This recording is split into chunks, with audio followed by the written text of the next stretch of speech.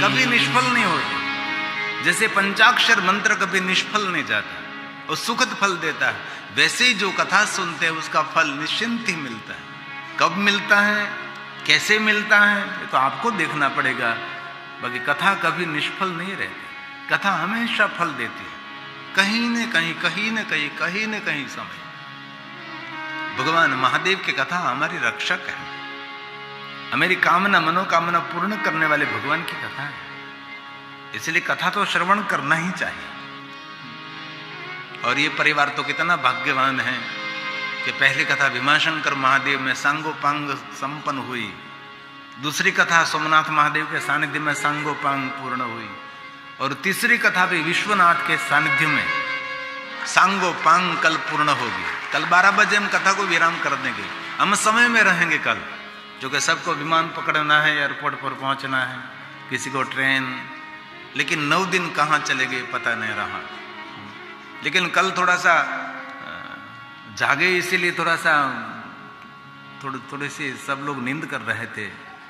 मैंने देखा टेलीविजन में तो बहुत लोग सो रहे थे। कथा में वैसे तो नींद ही आ जाती है, आनी ही चाहिए। नींद नहीं आती तो कथा नहीं होती। लोगों को मखमल के बिस्तर पर नींद नहीं आती और यहां बैठे बैठे नींद आ जाती है। कितना आशीर्वाद है भगवान का। इसलिए हम तो छूट-छाट देते हैं कि भाई नींद कर लीजिए, कोई बात नहीं। अभी एक मुझे बहुत बड़ा सेठ मिला था, उद्योगपति, वो कहते थे मुझे नींद नहीं आती। मैं तो बड़े बड़े सेठों को नींद आती ही नहीं। मैं तो एक काम करो, आप कथा में पधारो, मेरी कथा में नींद आ जाएगी आपको। क्योंकि कभी मैं गहराई से कथा कहने लगूँ तो वो सोने लगेगी, नींद आ जाएगी। क्योंकि मन शांत होने के बाद ही नींद आती है। जब तक मन शांत नहीं होता वहां तक कभी नींद नहीं आती। विचारों के झंझावात में हम पड़े रहते हैं। इसलिए भगवान की कथा क्या देती है? शांति देती है, सुख देती है। राम कथा, राम कथा बरज बखानी सुनी महेश परम सुख मानी। ये महादेव ने कहा कि कथा सुनने से मुझे क्या मिला, तो भगवान शिव ने कहा, क्या कहा? सुनी महेश परम सुख मानी। कथा कैसे सुननी चाहिए? मम गुण गावत पुलक शरीरा, ऐसे कथा श्रवण करनी चाहिए। कथा सुनते सुनते भाव प्रकट होना चाहिए। गद गद गीरा नैन बह नीरा, मम गुण गावत पुलक शरीरा, गद गद गीरा नयन बनीरा। गाइए साथ में। मम गुण गावत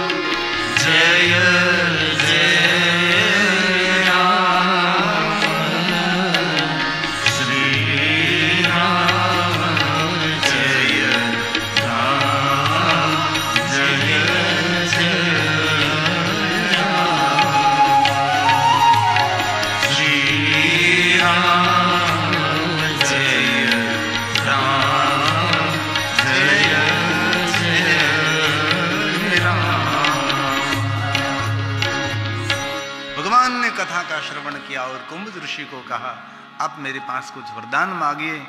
ऋषि ने कहा, बस भगवान अविचल भक्ति रहे आपके चरणों में, हम भी विश्वनाथ को यही कहकर जाएंगे, भगवान बस आपकी भक्ति हमारे हृदय में अविचल भक्ति रहे, हमारी भक्ति कभी विचलित न हो, बस ऐसा ही भाव प्रकट करते हैं।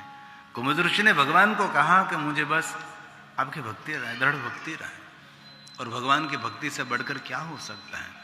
धन संपत्ति वैभव जीवन जीने के लिए, व्यवहार के लिए बहुत आवश्यक है, लेकिन जीवन पार होने के लिए तो भक्ति ही आधार है।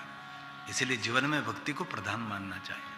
हलता चलता बैसता उठता खाता पीता उगता जागता, घर में वन में शमशान में, कोई भी अवस्था में, कोई भी स्थिति में ईश्वर का नाम कभी छोड़ना नहीं चाहिए।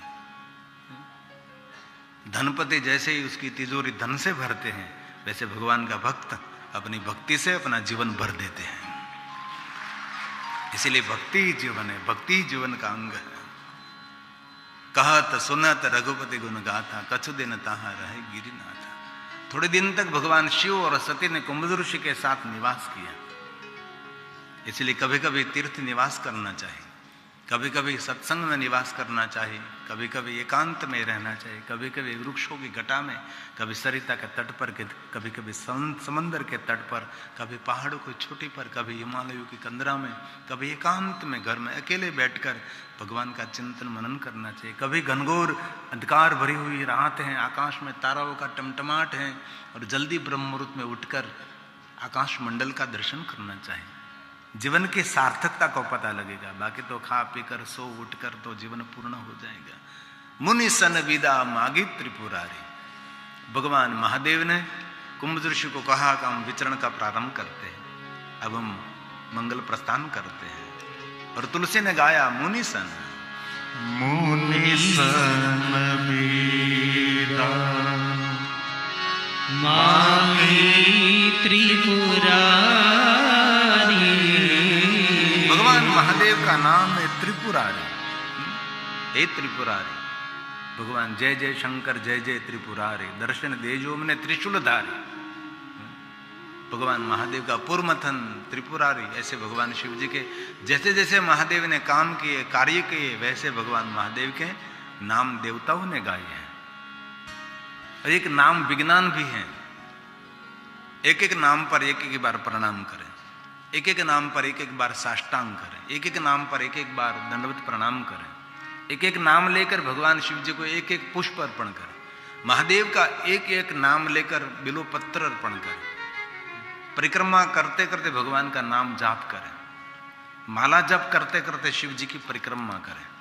कभी अवसर मिले तो शिवालय की परिक्रमा, देवालय की परिक्रमा, देवी देवताओं की परिक्रमा, यज्ञ नारायण की परिक्रमा, माता पिता की परिक्रमा, साधु संतों की परिक्रमा, सदगुरु की परिक्रमा और धर्म ग्रंथों की परिक्रमा जीवन में ऊर्जा देती है, ऊर्जावंत बना देती है। इसलिए सब कुछ करना चाहिए, समय निकाल कर। किसी के पास समय तो नहीं होता, लेकिन समय निकालना पड़ेगा। आज से शुरू करें, और काशी में आए हैं तो कोई नए नियम को धारण करेंगे। सुबह में ब्रह्म मुहूर्त में उठ गए, आलस तो आती है, उठने का मन तो नहीं होता, लेकिन तो भी उठ जाते हैं। और बिस्तर में आंख खुल गई तब अपने इष्ट देवता, कुल देवता, ग्राम देवता, पितृ देवता, मातृ देवता, सर्व देवताओं को प्रणाम करते हुए माता सरस्वती को प्रणाम करे, आरोग्य देने वाले धन्वंतरी भगवान को प्रणाम करे, माता पृथ्वी और गगन और आकाश को प्रणाम करे। अपने हस्तरेखाओं को देखे, भगवान तूने इसमें क्या लिखा है मुझे पता नहीं, लेकिन कर्तव्य करना, काम करना, पुरुषार्थ करना, यही मेरा काम है। भाग्य मैं नहीं खोल सकता, भगवान तेरी भक्ति मेरा भाग्य खोल सकती है। धरती पर पैर रखने से पहले माता पृथ्वी को प्रणाम करें, जल को स्पर्श करने से पहले भगवान विष्णु की वंदना करें। और मैं शांत रहूंगा, मैं मौन रहूंगा, मैं मीठी वाणी बोलूंगा, ऐसा सुंदर सुंदर ब्रह्म मुहूर्त में संकल्प कर, आज मैं किसी के साथ झगड़ा नहीं करूंगा और किसी वस्तु का मैं लोभ नहीं करूंगा, आज मैं त्यागी रहूंगा, आज मैं वैरागी रहूंगा, आज मैं शांत रहूंगा, आज मैं मौनी रहूंगा, आज मैं मधुर वाणी बोलूंगा, मेरे विचारों में श्रेष्ठता रहेगी, और आज मैं सात्विक भोजन करूंगा, कोई तामसी कोई राजसी भोजन आज मैं नहीं करूंगा, और आज मैं कोई एक श्रेष्ठ अच्छा कार्य करूंगा। मेरे हृदय, मेरा चित्त, मेरा मन प्रसन्न हो, ऐसा मैं कुछ काम आज पूरे दिन में एक बार करूंगा। आज मैं वृक्ष को स्पर्श करूंगा, वृक्ष की घटा को मैं वंदन करूंगा, सूर्य नारायण को मैं प्रणाम करूंगा, चंद्र नारायण को मैं याद करूंगा। ऐसे सुंदर सुंदर ब्रह्म मुहूर्त में प्रातःकाल संकल्प करके जीवन का और दिन का प्रारंभ करें, जीवन में दिनता नहीं आएगी। तो शिव और सती ने कुमुद ऋषि को प्रणाम करके यात्रा का प्रारंभ किया। त्रेता युग चल रहा है और जिस वन में भगवान जा रहे थे दंडकारण्य में, भगवान राम जी और लक्ष्मण जी दोनों आ रहे थे। भगवान शिव जी ने पहचान लिया कि ये तो मेरे प्रभु हैं, विष्णु का अंश स्वरूप है, धरा पर सुंदर लीला कर रहे हैं, धरा पर विचरण कर रहे हैं, धरा को धन्य करने के लिए, जगत को पावन करने के लिए भगवान शिव स्वयं जय जयकार करने लगे। और तुलसी ने गाया जय सच्चिदानंद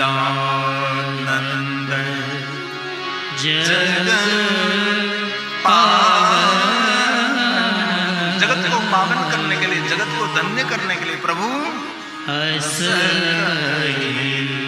चले मनोज न भगवान राम जी और लक्ष्मण जी जाड़ जाड़ पान पान पर्ण पर्ण को पूछ रहे हैं। कभी वृक्ष भी बातें करते हैं, अरे पुष्प भी बातें कर सकते हैं, एक गगन भी आपके साथ बात कर सकता है, लेकिन आप में सूझबूझ होनी चाहिए। मैं बहुत छोटा था, जब 10वीं कक्षा में पढ़ता था, तब रात को 10 बजे तक मैं नदी में से पानी लाकर मैं वृक्ष को पानी पिलाता था। तो पवन नहीं थी, एकदम शांत वातावरण, रात्रि का समय था, तो भी वृक्ष की डाली हिलती थी। मैं जब पानी पिलाता तब कहीं पवन नहीं, सभी वृक्ष शांत थे, प्रकृति शांत थी। लेकिन जब मैं वृक्ष को पानी पिलाता था रात के अंदर, क्योंकि दिन में तो समय नहीं मिलता था, रात को मैं 10 बजे तक नदी में से पानी खींच कर मैं वृक्ष को पिलाता था। वृक्ष की डाली ऐसे हिलने लगती थी, तब मुझे लगता था कि वृक्ष मुझे आशीर्वाद दे रहा है। वृक्ष लगाने का मुझे बहुत शौक था, कनेर बहुत मैं लगाता था, तो मैं कनेर को डाली काट कर पीस करके मैं लगाता था। 3 दिन में उसके कुपल निकल आते थे। मैं सुबह में उठकर पहले उसको मिलने के जाता, कुपल निकला, 3 दिन में कुपल निकल जाते थे। और मेरे पिताजी मेरे हाथ से ही कोई वृक्ष लगाते थे, वही वृक्ष कभी खाली नहीं होता, क्योंकि प्रेम है, उसके प्रति लागणी है हमारी। इसलिए जीवन प्रेम से भर दीजिए, जीवन भाव से भर दीजिए, निष्ठुरता से नहीं, कठोरता से नहीं, तिरस्कार से नहीं, कभी नहीं। इसलिए भगवान महादेव ने जय जयकार किया है। जाड़ जाड़ पर्ण पर्ण को पूछ रहे हैं, महादेव जय जयकार कर रहे हैं। जय सच्चिदानंद जगत पावन, जगत को पावन करने के लिए हे परमात्मा आप सुंदर विचरण कर रहे हैं। हस चले मनोज न जान। सती के मन में संशय हुआ और पूछने लगी कि ये कौन है। महादेव ने समझाने के लिए बहुत प्रयास किया, लेकिन सती महादेव की बात स्वीकार नहीं रही थी। भगवान शिव ने समझ लिया कि मेरी बात पर सती को विश्वास नहीं है, इसलिए महादेव ने कहा कि आपके मन में मेरे भगवान के प्रति संशय हो रहा है, इसलिए संशय जल्दी दूर करना चाहिए। लंबे समय तक जो मन में संशय रहेगा तो जीवन में हताशा आ सकती है। इसलिए कभी भी कोई भी बात का संशय हो, इसी समय संशय का निवारण करें, बाकी धीरे धीरे आत्मा भटकने लगती है। इसलिए महादेव ने कहा जाइए आप परीक्षा करिए, लेकिन विवेक का जतन करिए। विवेक कहां से मिलेगा? आप जो हृदय से कथा सुनते हैं तो हमारे जीवन में विवेक प्रधानता, हमारे जीवन में विवेक प्रधान होना चाहिए। खाने का विवेक, पीने का विवेक, विचारों का विवेक, वाणी का विवेक, व्यवहार का विवेक। ये विवेक आप सभी को आपके समाज के अंदर बहुत बड़ी लोकप्रियता दे सकता है। जो विवेक नहीं है तो कभी आपको लोकप्रियता समाज में तो नहीं मिलेगी, आपके परिवार में भी नहीं मिलेगी। कल मुझे हमारे एक बॉम्बे में एक हमारी परम शिव भक्त है, बोलने में बड़ी चतुर हैं, इतना सुंदर प्रवचन कर सकती है, भगवान शिव की भक्त हैं, 15 साल से तो मिले भी नहीं, लेकिन उसने एक मैसेज भेजा था कि आप मुझे कोई नियम दीजिए, आज से आप महाशिवरात्रि है, मुझे कुछ नियम दीजिए, ये नियम मैं जब तक धरती पर रहूंगी तब तक मैं नियमों का पालन करूंगी। तो मैंने 5 नियम लिख दिया, जो मेरे प्रिय 5 नियम है। पहला नियम मैंने लिखा, आज से ज्यादा मौन रहो। दूसरा मैंने नियम दिया उसको, शांत रहो, कोई भी स्थिति में शांत रहो, कोई भी स्थिति में शांत रहो। तीसरा नियम मैंने उसको दिया कि मधुर बोल, सामने वाला कितना ही कड़वा बोले, कितना ही कटु शब्दों का ढेर कर दे, लेकिन चंदन जैसे अपनी सुवास नहीं छोड़ता है, वैसे आपकी मधुरवाणी आपको नहीं छोड़नी है। 3 नियम दिए। और चौथा नियम दिया, कभी किसी की गंदी बात सुनना नहीं और कभी किसी की गंदी बात करनी भी नहीं। किसी को कान में थूकने नहीं देना है और आपको किसी के कान में थूकना नहीं है। और 5वीं बात कही, शुद्ध शाकाहारी रहो और निर्व्यसनी रहो। उसने कहा कि मैं जीवन पर्यंत नियमों का पालन करूंगा, तो बहुत बड़ी बात है। और ये 5 नियम आपके जीवन में परिवर्तन ला सकता है। आपके परिवार को, आपके आसपास रहने वाले को पता लग जाएगा, कथा श्रवण करके आए हैं, काशी से आए हैं, वो काशी से आए हैं, कुछ परिवर्तन दिखाई देता है। बाकी तो भीतर भिंजाए नहीं पाण का, भले पड़े पानी के धोत, पाणा पर गमे એટલું પાણી રેડો અંદર થી કોરો ને કોરો જ હોય। ભેંસને આપણે ગમે એટલી સાબુથી શેમ્પૂથી નરડાવી, અંતે એ તો માદળામાં જને જ પડવાની ને। इसलिए हमारा ऐसा नहीं होना चाहिए। काशी में से कथा सुनकर हम गए हैं,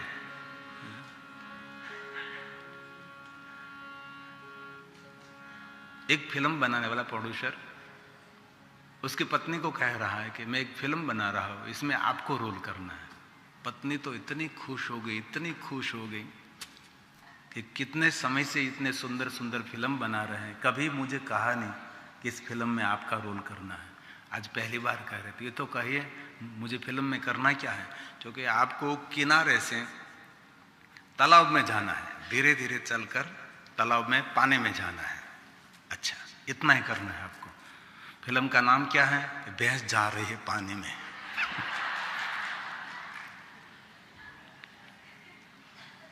विवेक कहां से मिलेगा?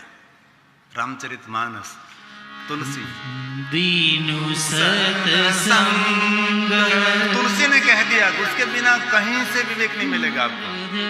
संतों का संग, साधुओं का संग, धर्म ग्रंथों का संग, श्रेष्ठ पुस्तकों का संग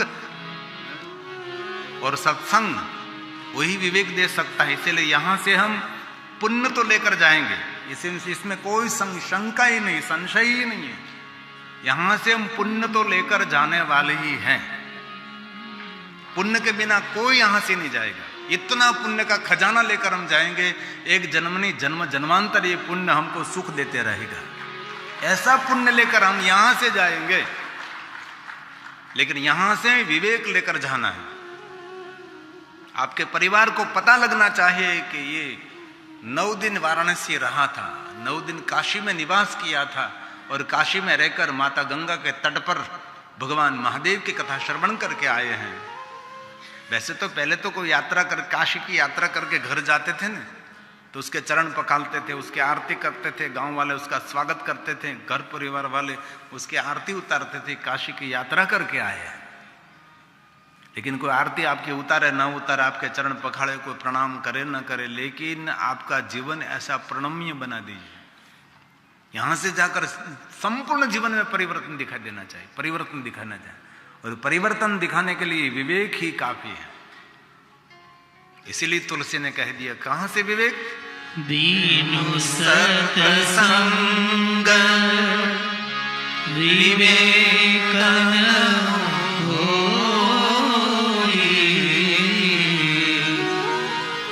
राम कृपा बिनु सुलभन सोई। राम कृपा बिनु सुलभ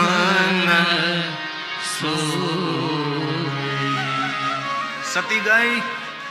महादेव ने कहा था विवेक का ध्यान रखना, विवेक चूक गए।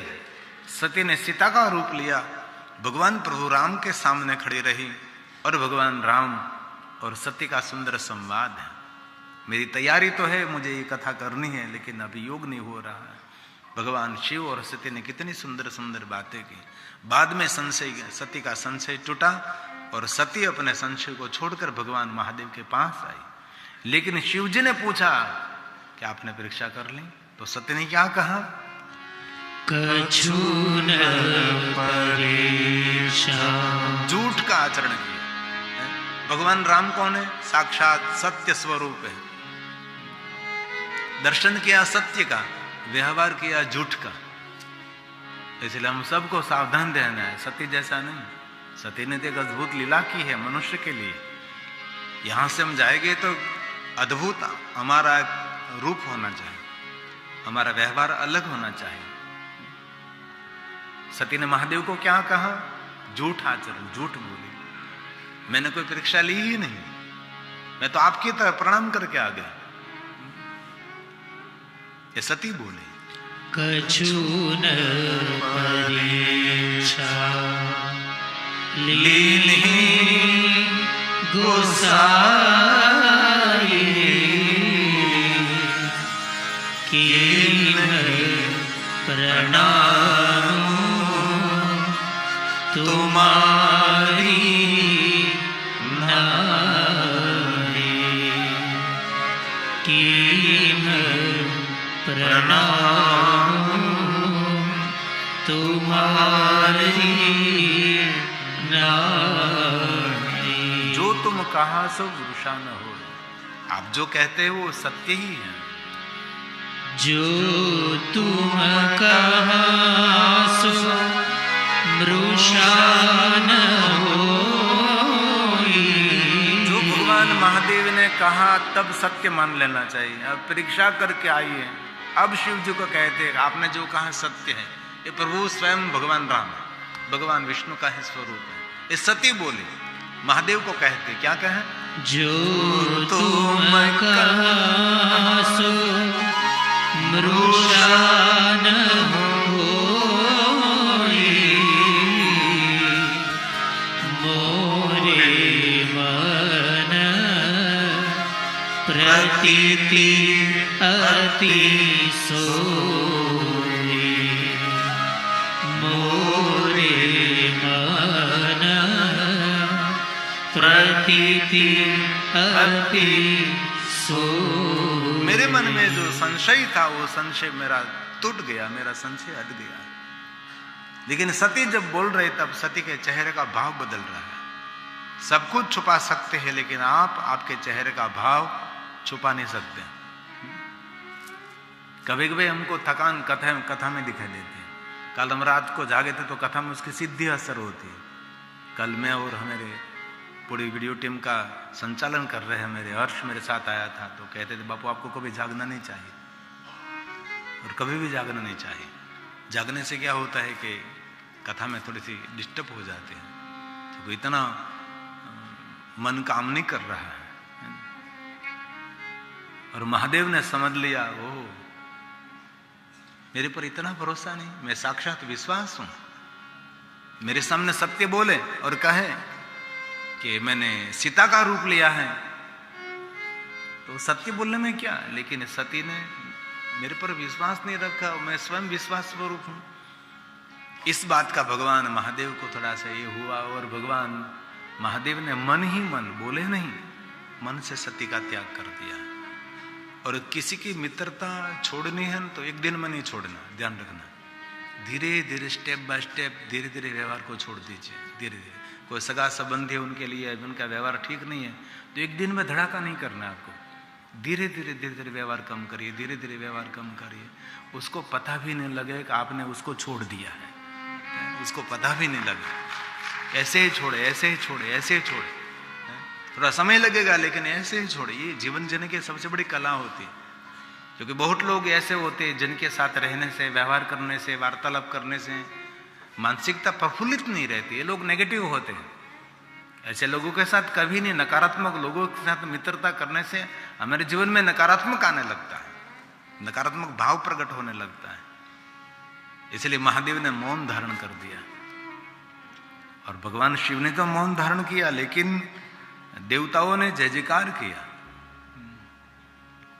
भगवान महादेव का जय जयकार करने लगे। चलत गगन भय गिरा सुहाय, आकाश गूंज उठा। महादेव धन्य है, क्योंकि देवता तो मन की भाषा समझते हैं ना।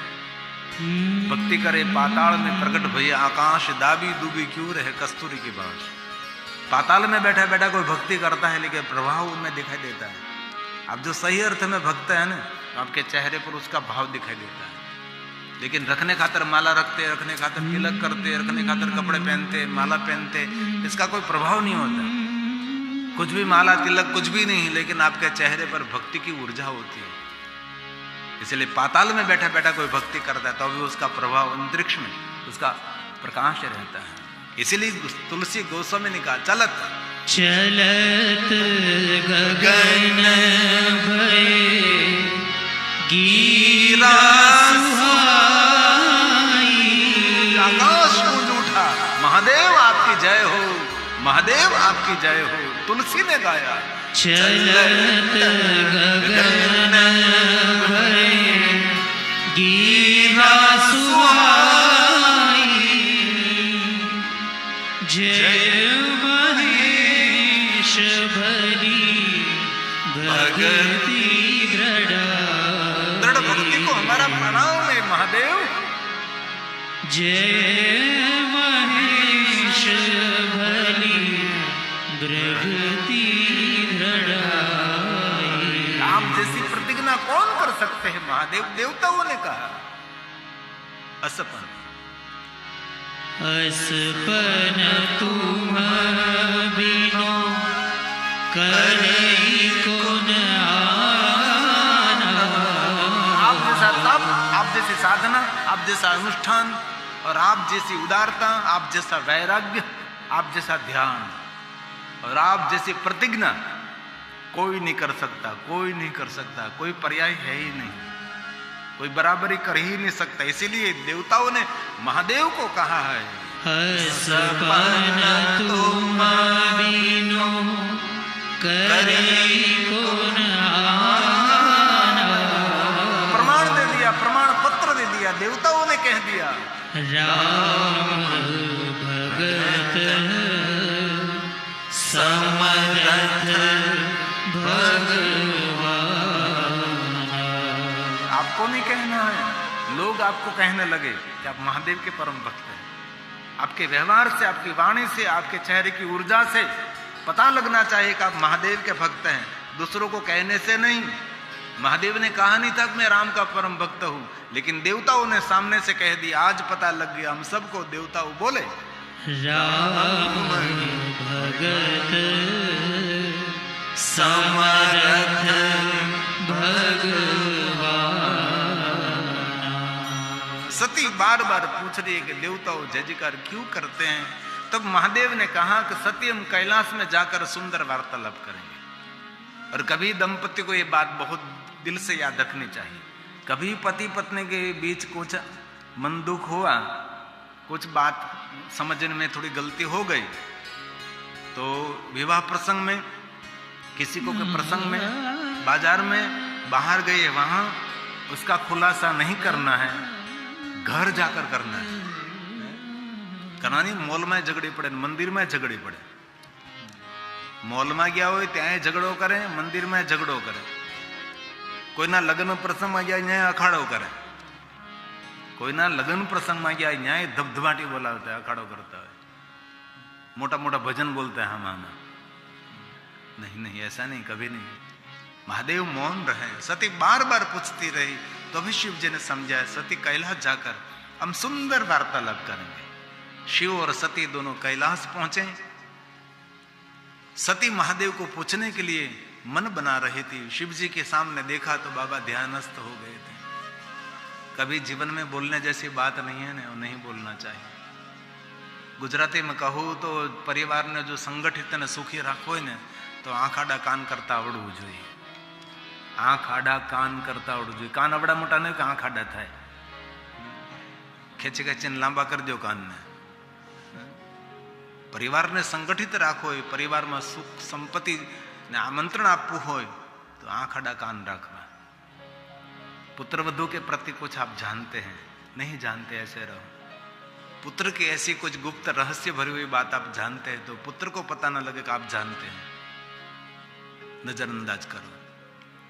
यहां जाकर हम सबको व्यवहार में रहना है, इसलिए ऐसा व्यवहार हमारा होना चाहिए. बेटी का, बेटे का, पत्नी का, पति का, पुत्रवधू का, बेटे का, किसी का भी आप गुप्त रहस्य जानते हैं तो कैसे रहना है? अब नहीं जानते हैं, ऐसे रहना है तो परिवार संगठित रहेगा. महादेव मौन रहे और ध्यान में लीन हो गए. 87,000 साल बीत गए ध्यान में, देखो. और बाद में सती ने हाथ जोड़कर महादेव को कहा, भगवान मैंने बहुत गलती की है. अपनी गलती समझ में आई, क्षमा मांगने लगी. और इसी समय महादेव नेत्र खोले और कहा, सती विराजिए, मैं सुंदर प्रभु की कथा कहता हूं. सोए तो समाधि, बोले तो हरि नाम. और तुलसी ने कहा, लगे कहन हरि कथा रसाला. लगे कहन हरि कथा रसाला. कितनी सुंदर बात, कितनी सुंदर बात. परिवार सब शाम को मिलते हैं ना, तब सुंदर सुंदर कोई भगवत बातें करिए और सबको एक दूसरे को पूछे कि आज दिन में क्या अच्छा काम किया आपने. और सुबह में नाश्ते के समय सब टेबल ऊपर एकत्र हो, तब भी एक मीटिंग करो और पूछो एक दूसरे को आज पूरे दिन में क्या अच्छा काम करना है, क्या श्रेष्ठ विचार आपने किया है. सुबह में उठते समय आपके विचार के आप ले करें और दिन का प्रारंभ करें. और सुबह में झगड़ते झगड़ते कभी दिन का प्रारंभ नहीं करना है. प्रसन्न मुख मुद्रा से दिन का प्रारंभ करना है और भगवान को आभार देना है. भगवान हम आभार व्यक्त करते हैं. बहुत लोग शाम को सो गए, सुबह में उठे नहीं. आपने हमको एक नया दिन भी जीने के लिए दिया है. इसमें कोई अच्छा करेंगे, कोई शुभ करेंगे, कोई मंगल में कुछ काम करेंगे, जब करेंगे तब करेंगे, कोई श्रेष्ठ कोई सत्कार्य करेंगे, ऐसा भाव प्रकट करना है. और भगवान महादेव ने सती के सामने चित्त को प्रसन्न करने वाली भगवान की कथा का प्रारंभ किया और तुलसी ने गाया, लगे कहन हरि कथा रसाला. रस से भरपूर भक्ति रस, आध्यात्मिक रस, जीवन की निरसता दूर करने वाली भगवान की कथा है. कोई आपको पूछे कि कथा क्या देती है तो आप कह सकते कथा जीवन की निरसता को दूर करती है और जीवन को रस से भर देती है. यही भगवान की कथा. इसलिए कथा सुननी चाहिए. बड़ी उम्र वाले कथा सुनते हैं, बहुत बड़ी बात है, लेकिन छोटी उम्र वाले कथा सुनते हैं, उनके लिए उससे बड़ी बात दुनिया में कोई नहीं है. उनसे बड़ी बात दुनिया में कोई नहीं है. इसलिए भगवान ने कथा का प्रारंभ किया है. तुलसी ने गाया, लगे कहन हरि कथा रसाला. दक्ष प्रजेश भये तेरी काला. क्या विडम्बना. भगवान महादेव कैलाश के शिखर पर भगवान की कथा का गायन करते हैं. इसी समय दक्ष महाराज शंकर जी के विरोधी बने रहे. तो क्या बात, क्या विक्षेप किया. इसी समय देवता आकाश मार्गे जा रहे हैं. प्रजेश नगर में महादेव के प्रति विरोधाभास खड़ा हो रहा है और भक्ति मार्ग में तो विरोधाभास होना ही है. शिव जी कथा कहते हैं लहर से और उसके सामने दक्ष महाराज, उसके ससुर सती की पिता दक्ष महाराज महादेव के प्रति विरोध व्यक्त कर रहे हैं. और दक्ष महाराज ने बहुत बड़ा यज्ञ किया है, अभिमान युक्त यज्ञ हो रहा है. और तुलसी ने गाया, छोटा अभिमान नहीं, बड़े अभिमान, बड़ा अधिकार, बड़े अधिकार दक्ष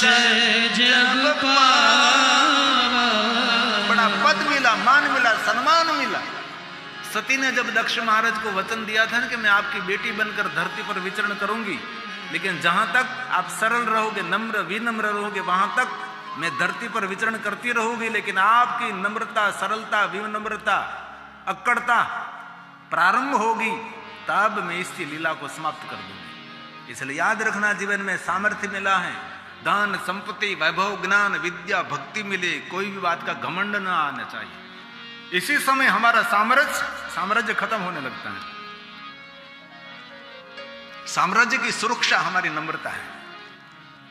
आपके साम्राज्य को सुरक्षित रखना है तो नम्र विनम्र रहे। बहुत लोगों को देखा, उसको मिला, कला मिली, धन मिला, वैभव पद पदवी मिली, कितना कितना महान पद मिल गया, लेकिन गिर गए नीचे। क्यों? अक्कड़ता। इसीलिए तुलसी ने गाया, बड़ा अधिकार, बड़ अधिकार दक्ष जग बड़ अधिकार नम्र विनम्र दक्ष जग थोड़ा अभिमान नहीं, परंतु अति अभिमान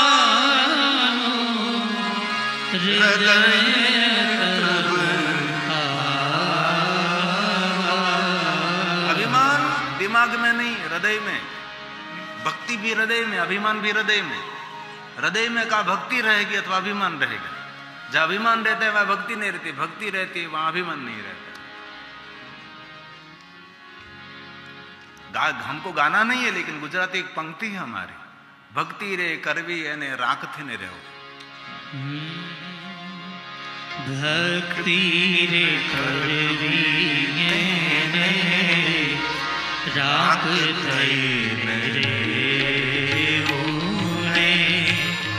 मेलवू अंतरनो अभिमान। का भक्ति रहेगी, का अभिमान रहेगा, दोनों में से एक हृदय में रहेगा, दूसरा तीसरा तो कोई है ही नहीं, और दूसरा भी नहीं, हृदय में तो जगह ही नहीं है। इसलिए भक्तों का लक्षण है नम्रता, विनम्रता, भाव से भरा हुआ जीवन। दूसरों के प्रति कभी तिरस्कार नहीं, शत्रुओं के प्रति भी तिरस्कार नहीं। आपका अहित कर रहे हैं, उनके प्रति भी कोई तिरस्कार नहीं। ये महादेव के भक्तों के लक्षण है। भक्तिना मार्ग में बायू न चढ़ावे, यहाँ के कॉलर न चढ़ावे, मैं तो मार खावो पड़े, सांभळवू पड़े कोई न। हरिचंद्र घाट पर जઈને આપણે બધા હું વિચાર્યું, રાજા હરિચંદ્ર, સત્યવાદી રાજા હરિચંદ્ર, અહીંયા ઘાટ છે ને હરિચંદ્ર ઘાટ, જ્યાં શમશાન છે, શું વિચાર્યું? આ માણસ સત્યનું પાલન કેટલી હદ સુધી કર્યું. પોતાના દીકરા રોહિતને અગ્નિ સંસ્કાર આપવાનો હતો, નિયમ તે નિયમ. क्या विडंबना रही होगी जीवन में. ये मां गंगा सती की गुजराती पंक्ति है. भक्ति रे करवी तेरे राखत रे ऊने मेलवू अंतरनो अभिमान.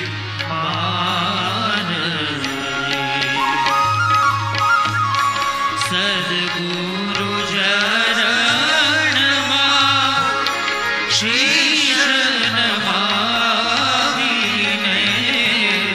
सद्गुरु चरण शीश नमाविने, समझी गुरुजी ने शान.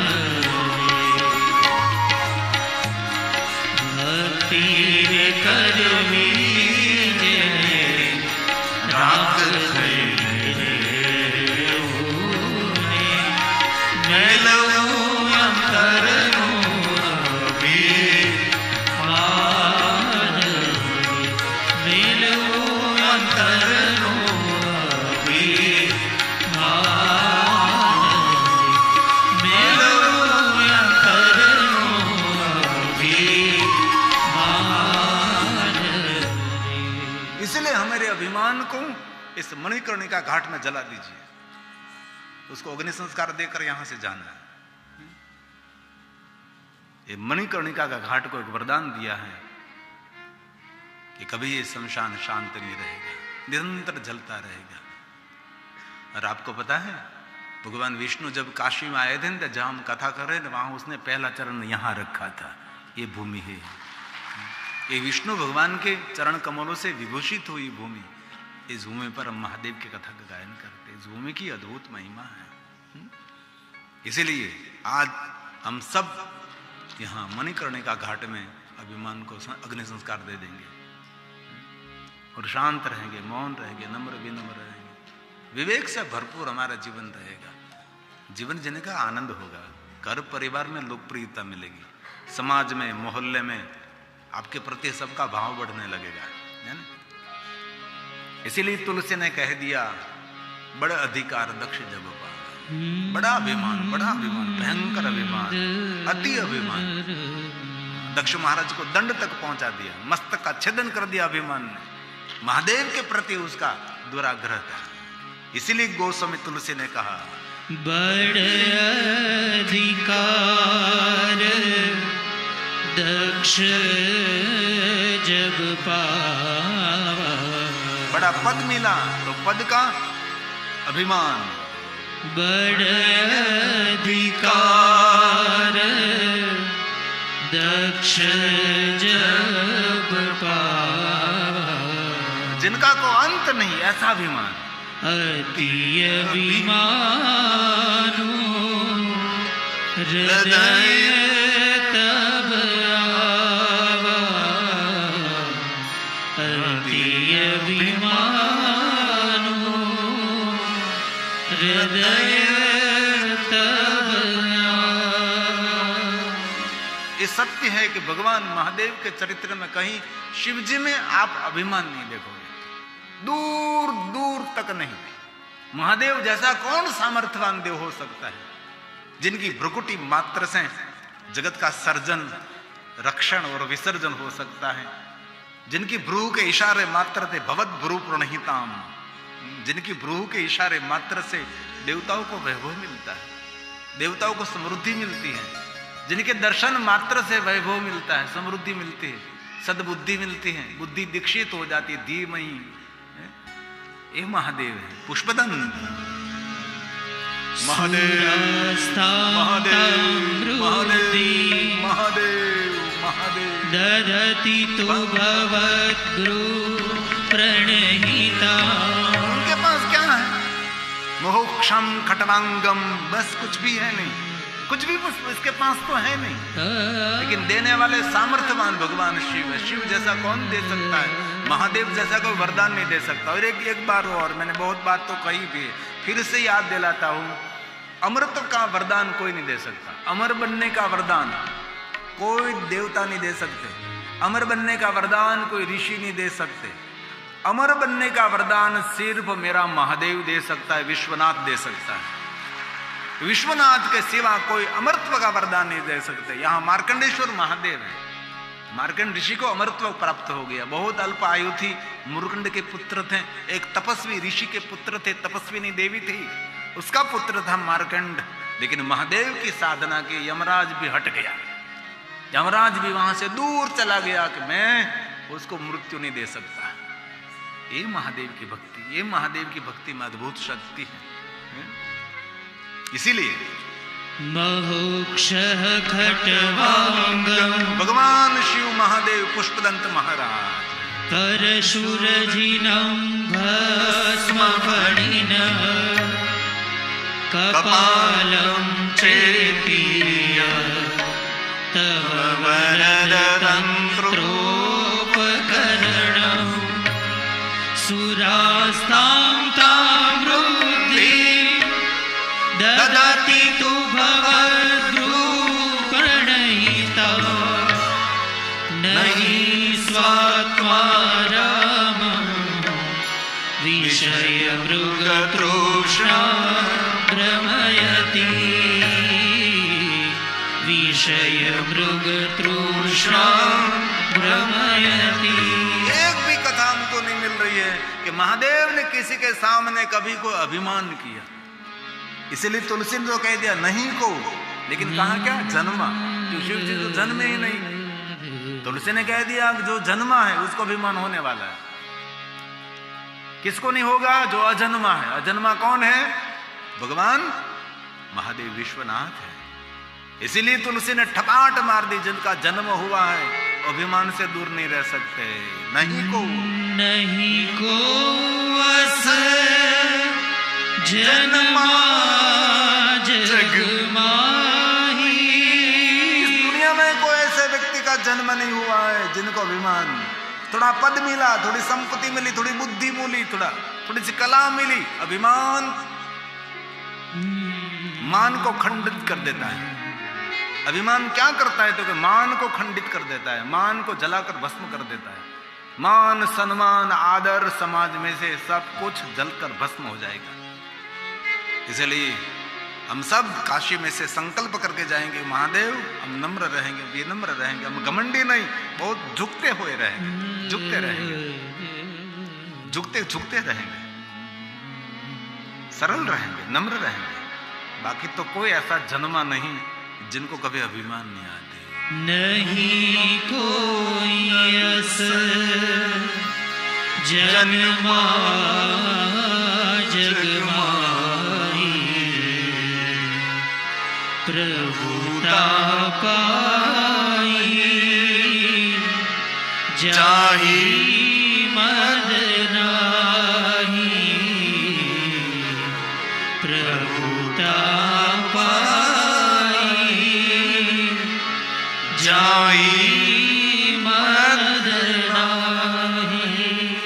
तुलसी ने कह दिया कि उसको तो अभिमान आने वाला ही है। इसीलिए हम संकल्प करेंगे, क्योंकि कल कथा विराम करनी है ना, और आज 4 बजे से 5 बजे तक मुझे मिलना है सबको, जहां मेरा निवास स्थान है।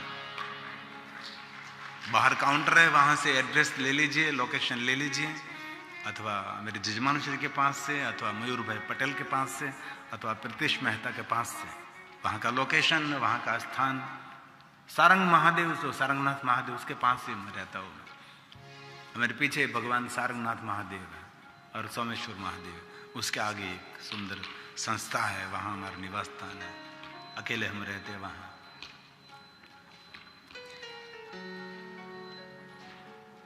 और आकाश मार्ग में देवता जा रहे थे। सती ने पूछ लिया कथा के बीच में, कहां जा रहे हैं? कथा में विक्षेप करना बड़ा दोष है, कभी नहीं करना चाहिए। हमको भी कभी कभी गिलानी होने लगती है। बीच में किसी का सम्मान करना, बीच में किसी का नाम घोषित करना कभी कभी अच्छा नहीं लगता, लेकिन क्या करें? गुजराती में कहो तो आंख आड़ा कान करे,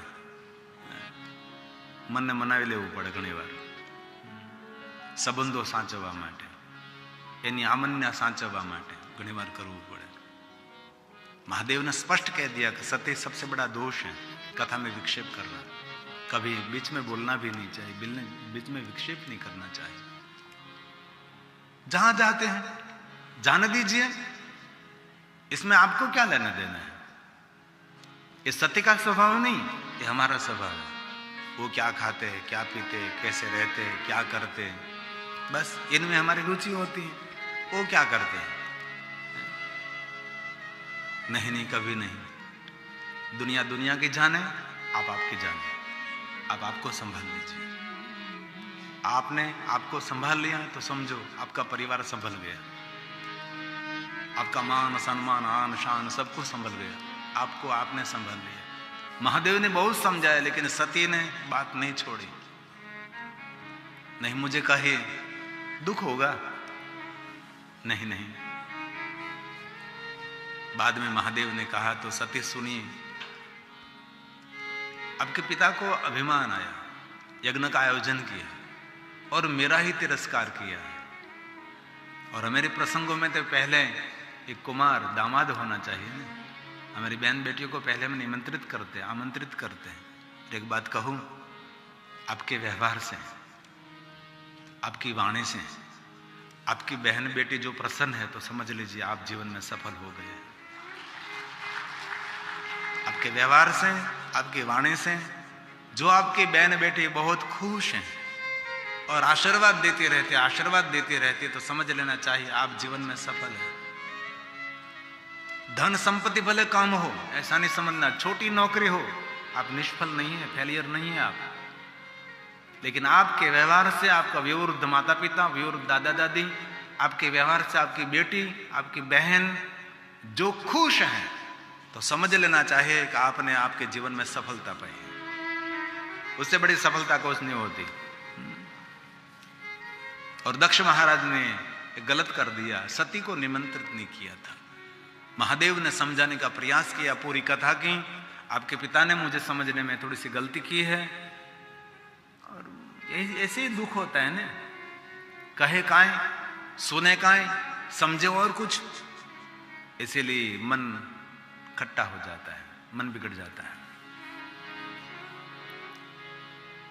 नहीं जाना है तो भी सती ने कहा नहीं मुझे तो जाना है, मेरे पिता के वहां यज्ञ है, लेकिन जहां निमंत्रण नहीं है और जहां जाने से हमारा अपमान होने वाला है वहां कभी नहीं जाना चाहिए। ये बात ध्यान रखें, जहां आपकी कोई गणना नहीं है वहां जाने से मन को मना लीजिए नहीं जाना, कितना ही नजदीक वाला हो, लेकिन जहां जाने से आपका तिरस्कार ही होने वाला है, आपकी निंदा होने वाली, नहीं जाना है। लेकिन सती ने महादेव की बात नहीं मानी, और हर पुरुष के लिए एक चेतावनी है, दुनिया को समझाने का प्रयास करना, लेकिन आपके जो अर्धांगनी है उनको समझाने का कभी प्रयास नहीं करना, क्योंकि आपको बहुत नजदीक से वो जानते हैं, आपकी मानसिकता क्या, आपकी विचारधारा क्या, आपका व्यवहार क्या है, ये नहीं मानेगी। इसलिए वो देवी कहे कि रात्रि है तो उसको कह दीजिए रात्रि ही है, लेकिन रात्रि में सूरज उगा है, ऐसा उसको कहिए। आप कहे सही है रात्रि ही है, लेकिन कितना सुंदर जो रात्रि में सूरज उगा है, ऐसा कह दीजिए, ये मूर्ख मान लेंगे, ये सही बात है, रात्रि में सूरज उगा है। सोच समझकर उसके साथ व्यवहार करें। वो नाजुक होती है, बहुत दुख लग जाता है उसको, थोड़ा सा सम्मान नहीं दिया, थोड़ा सा मान नहीं दिया तो उसको दुख लगता है, क्योंकि नजदीक है। नजदीक वाले जब जल्दी विद्रोह खड़ा कर देते हैं, दूर वाला विद्रोह नहीं खड़ा करेगा। इसलिए भगवान महादेव ने समझाने का प्रयास किया, परंतु तो महादेव ने भी मना लिया कि कोई बात नहीं सती, आपकी इच्छा, जो आपको नहीं मानना है तो आपकी इच्छा। सती ने बात नहीं मानी, महादेव ने अगणित गणों को तैयार किया, इतने गण अकल्पनीय। सती को प्रजेश नगर में भेजा, प्रजेश नगर से द्वार सती पहुंची, एक गणों की जो लाइन थी एक कैलाश के द्वार पर थी, इतने गण पहुंचे, बहुत लोगों को वहां जाने का अवसर नहीं मिला। इसीलिए शिव जी को समाचार ऐसे मिल गया था, वहां देखा कि प्रजेश नगर में क्या हो रहा था, तो एक दूसरे तीसरे वहां समाचार मिल गया कि वहां तो बहुत व्यवहार दूषित हो गया है। सती प्रजेश नगर में गई, गणों रक्षा करने के लिए साथ में आए थे, बहुत सारे गणों ने हत्या कर दी सती का अपमान देखकर। नगर में रहने वाले लोगों ने बहुत सारा अपमान किया, क्योंकि दक्ष महाराज ने सबको कह दिया था कि सती और शिव जो यहां पधारे उसका अनादर तिरस्कार करना है। उसको पता था शिव तो नहीं आएगी, लेकिन सती नहीं रहेगी, क्योंकि मेरी बेटी है वो आने वाली है, उनका भी अपमान करना है, क्योंकि आप ये शिव जी की पत्नी है, बेटी ही रहती है, सुख दुख उनके ये हमारे हैं, ये ध्यान रखना है। बेटी का विवाह कर दिया तो हाथ धो दिया नहीं, बेटी का विवाह हो गया तो आपकी जिम्मेदारी बहुत बड़ी रहती है, उनके जीवन में कोई कलेश न होना चाहिए, उसके जीवन में कोई संताप ना हो, उसका पूरा ध्यान रखना चाहिए। पिता का कर्तव्य रहता है, और पिता नहीं है तब भाई का कर्तव्य रहता है, बहन कहीं दुखी तो नहीं है ना, उसके दुख को हटाने की कोशिश करना वो भाई का कर्तव्य है। रक्षा का ऋण चुकाना है तो बहन की रक्षा करने की जिम्मेदारी उठाओ, तो बहन आपकी रक्षा करेगी। और सती गई, मेहमानों ने बहुत सारी निंदा की, और मां थी ना, मां वीरणी सती के सामने आकर सती और माता वीरणी बहुत प्रेम से मिले, क्योंकि माँ है ना, एक दूसरे गले लगाकर मिले, बहुत प्रेम से और हृदय से हृदय मिल गया। और माता वीरणी ने सती को सामने दिखा तो सती के आंख में दड़ दड़ आंसू गिर रहे हैं। मां भी रो पड़ी, क्योंकि प्रसंग में बेटी नहीं है तो कोई नहीं है, प्रसंग में बेटी है तो सब कुछ है। और वीरणी ने मन को मनाकर कहा कि बेटा पुत्री सती, तेरे पिताजी का स्वभाव रहा है, तुझे निमंत्रण नहीं दिया, लेकिन मुझे भरोसा था कि आप जरूर प्रसंग में उपस्थित रहेगी। बहुत हृदय से मैं स्वागत करती हूं आपका। बेटा मुझे भी आपसे बहुत ज्यादा दुख हुआ है कि आपको निमंत्रण नहीं दिया आपके पिता ने, लेकिन उसको कौन समझावे, किसी की बात नहीं मानते हो। माँ और बेटी बहुत आदर और प्रेम से और भक्ति से मिले और आश्वासन दिया बेटी पुत्री को, सती को। और माँ ने धीरे से कहा कि पुत्री सती, यज्ञनारायण का दर्शन कर और जल्दी यज्ञनारायण का दर्शन करके वापस मेरे पास आ जा। हम दोनों बैठकर सुख दुख की बातें करेंगे, मन हल्का करेंगे, हम एक दूसरे की बात कह देंगे तो मन शांत हो जाएगा, मन प्रसन्न हो जाएगा। कभी कभी हमारे परिवार में ऐसे लोग होते हैं, बहुत सारा बोल देते हैं, बोलने के बाद एकदम हल्के हो जाते हैं। लेकिन एक बात याद रखना, सब कुछ बोलने से आप भी उनकी दृष्टि में हल्के हो जाओगे।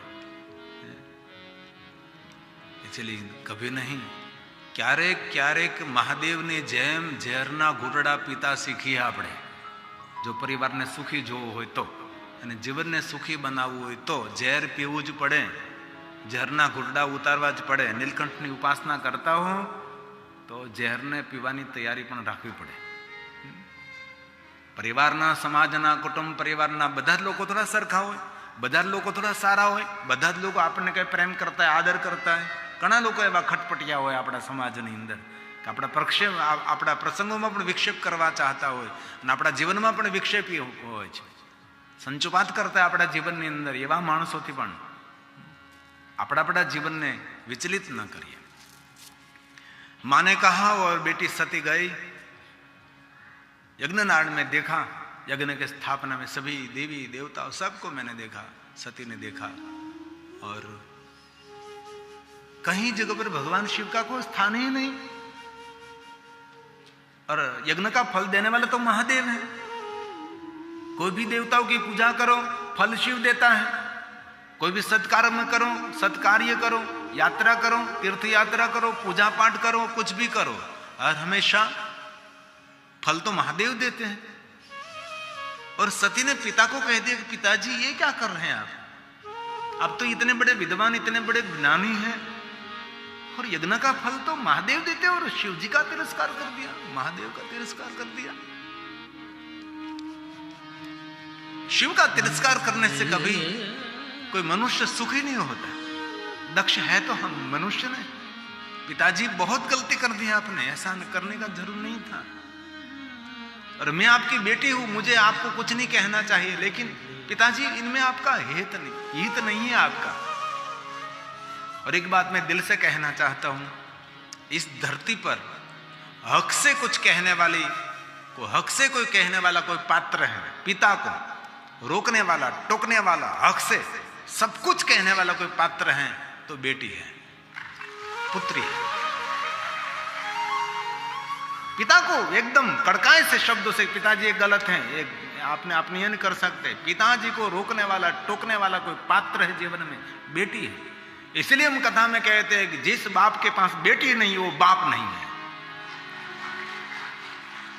जिन पिता को भगवान ने पुत्र नहीं दी वो पिता अधूरा पिता है। पूर्ण पिता तो तब होगा जब बेटी मिली है। पुरुष की पूर्णता पुत्री से होती है, पुत्र से नहीं। पुत्र से परिवार परिपूर्ण हो सकता है, लेकिन पिता तो पुत्री से पूर्ण होता है। इसलिए जिन बाप को बेटी मिली है समझ लेना चाहिए ये भाग्यवान नहीं, ये भगवान शिव जी के कृपा पात्र महाभाग्यवान होगा जिनको बेटी मिली है। इसलिए पुत्री मिलना बहुत बड़ी बात है। और बाप का परिचय पुत्री है। हेतल के संस्कार देखकर मैंने उसके माता पिता को, उसके पिता को मैंने कहा था कि धन्य है आपकी बेटी ने आपने आपकी बेटी को कितने संस्कार दिए, कितनी नम्र अभिनम्री है। उसकी माता ने कहा कि बाबू जब से आपकी कथा सुन रही है और जब से आपके पास से दीक्षा ली, और मैंने जुमेश भाई को कहा कि मुझे हेतल बेल मिलती है तो मुझे ओम नमो नारायण बोलती, क्योंकि शिव भक्तों का परिचय है ओम नमो नारायण, ओम नमो नारायण।